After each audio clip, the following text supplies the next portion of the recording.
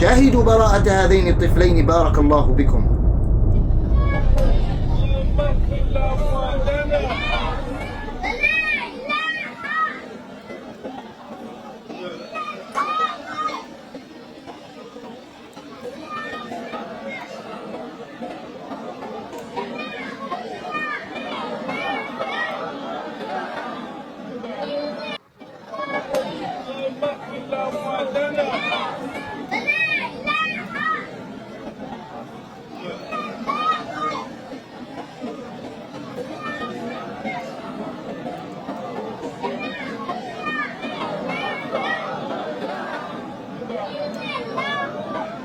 والله لقد أعجبتني براءتهما.